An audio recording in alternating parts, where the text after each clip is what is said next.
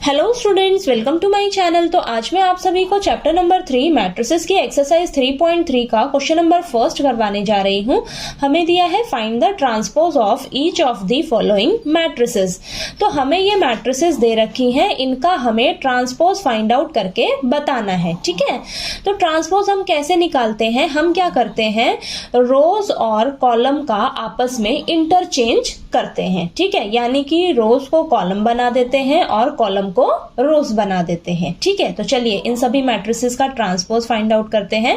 तो first part में हमें ये मैट्रिक्स दे रखी है, तो इसे हम लेट कर लेंगे ए मैट्रिक्स। ठीक है, इसका ऑर्डर कितना है? देखिए 3/1 ऑर्डर की मैट्रिक्स है। ठीक है, तो अब इसका हम ट्रांसपोज निकालेंगे, यानी कि ए ट्रांसपोज। ठीक, तो ये क्या आ जाएगा हमारे पास? देखिए 5 1/2 -1। ठीक है, तो ये हमने ट्रांसपोज निकाल लिया। ठीक, तो देखिए हमारे पास 3 रोज और 1 कॉलम थी, तो जब हमने ट्रांसपोज निकाला तो इसका ऑर्डर क्या हो जाएगा? 1/3, 1 रो 3 कॉलम। ठीक है, अब देखिए सेकेंड पार्ट में हमें ये मैट्रिक्स दे रखी है, तो इसे हमने बी मैट्रिक्स लेट कर लिया। ठीक है, तो चलिए इसका ट्रांसपोज निकालते हैं फटाफट से।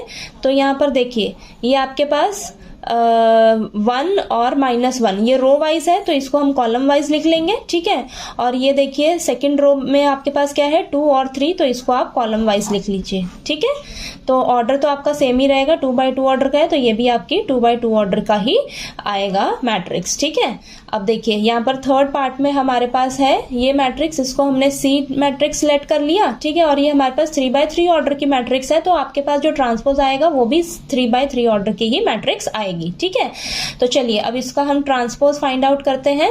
तो ये देखिए फर्स्ट रो को हम कॉलम वाइज लिख लेंगे। ठीक है, तो ये -1 5 और ये 6।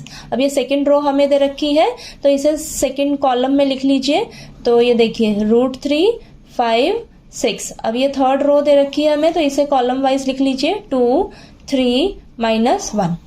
ठीक है, तो ये आपके पास ट्रांसपोज निकल कर आ गया। ठीक है, तो ये ऑर्डर मैंने आपको समझाने के लिए साथ में यहाँ पर लिख दिया है। ठीक है, तो ट्रांसपोज निकालना बहुत ही इजी है, बस आपको कोई भी मैट्रिक्स दे रखी है उसका ट्रांसपोज निकालने के लिए कहा गया है, तो आपने क्या करना है, रोज और कॉलम का आपस में इंटरचेंज कर देना है। ठीक है, तो आपको ट्रांसपोज मिल जाएगा उस मैट्रिक्स का। ठीक है, तो आपको ये क्वेश्चन नंबर फर्स्ट जो है वो अच्छे से क्लियर हो गया होगा।